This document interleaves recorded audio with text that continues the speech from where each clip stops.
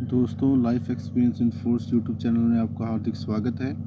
आज मैं आपको इस वीडियो में आयुष्मान सीएपीएफ के जवानों के लिए जो आयुष्मान सीएपीएफ कार्ड जारी किए गए हैं उसके क्लेम की प्रोसेस के बारे में जानकारी दूंगा।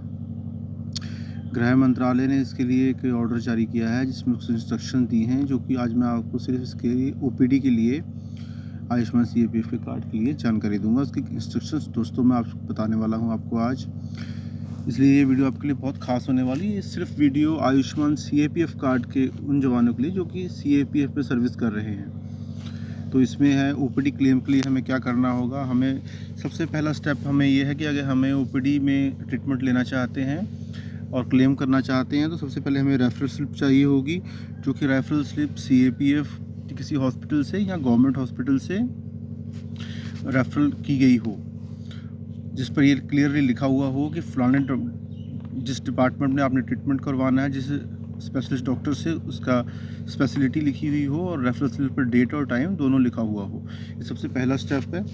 सेकंड है, और क्लेम के लिए किसी भी आधार कार्ड और डिपेंडेंट कार्ड की आवश्यकता नहीं होगी, सिर्फ क्योंकि इसका सत्यापन जो है आयुष्मान सीएपीएफ का पहले यूनिट लेवल पर और हेडक्वार्टर लेवल पर और फोर्स के हेडक्वार्टर के द्वारा किया जा चुका है।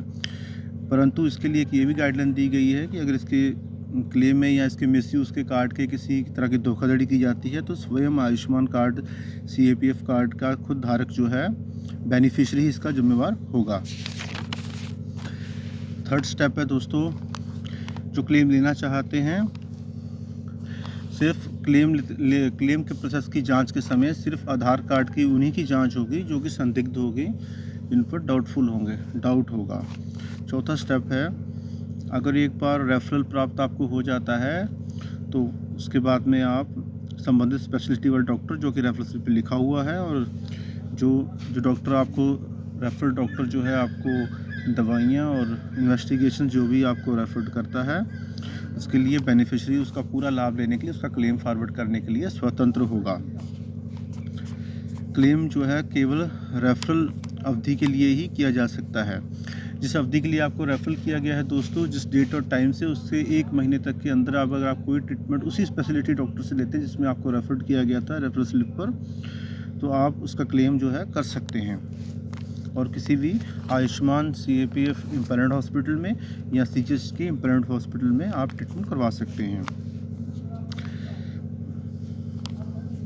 और अगर आप क्लेम करते हैं तो मेडिसिन, जांच और कंसल्टेशन बिल्स जो हैं जितने भी, वो रेफरल अवधि के लिए ही होने चाहिए, जिस 1 महीने की अवधि के लिए सिर्फ, जिसमें रेफरल किया गया है आपको। Doctor consultation fees bill, investigation bill, medicine bill, breakup, GST चालान, सीजीएचएस रेट के साथ ही आप क्लेम कर सकते हैं। सीजीएचएस रेट वाले बिल्स होने अति आवश्यक हैं। अगर consultation bill, medicine bill, investigation bill CGHS rate से नहीं बने हैं तो एनएचए उन्हें रिजेक्ट कर सकता है या फिर आपको सीजीएचएस रेट पर उसके पैसों का भुगतान कर सकता है।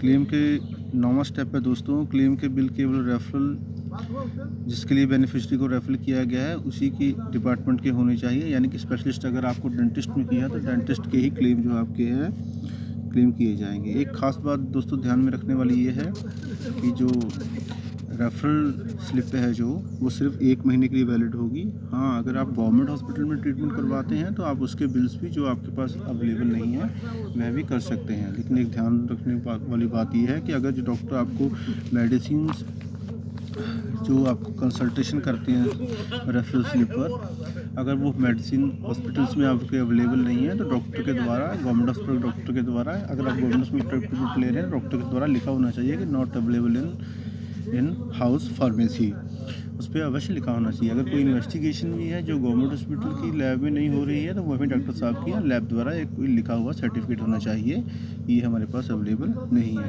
तो ये थी दोस्तों हमारे लिए, ये जो आपके लिए ख़ास है। अगर कहीं कैशलेस ट्रीटमेंट आपको मिल रहा है ओपीडी का आयुष्मान सीएपीएफ के इम्पैनल्ड हॉस्पिटल के अंदर, तो उसमें ये बात ध्यान में रखने वाली है, अगर वहाँ भी आपको कुछ टेस्ट, कुछ इन्वेस्टिगेशंस या कुछ मेडिसिन नहीं मिलती है उनके हॉस्पिटल में से, आयुष्मान सीएपीएफ के जो प्राइवेट हॉस्पिटल है इम्पैनल्ड हेल्थ पर, तो आपको उसका उन डॉक्टर से, उनके डिपार्टमेंट से लिखा हुआ होना चाहिए हॉस्पिटल से कि ये हमारे पास अवेलेबल नहीं है, non availability in house pharmacy. और इसी तरह इन्वेस्टिगेशन का भी होना चाहिए। तो दोस्तों, जय हिंद, जय भारत। आज की वीडियो आपके लिए बहुत ख़ास है। इसके अलावा अगर आपको कुछ और भी जानकारी चाहिए तो आप कमेंट में लिखकर जानकारी मांग सकते हैं। उसके संबंधित मैं वीडियो ज़रूर बनाऊंगा। ओके, जय हिंद जी।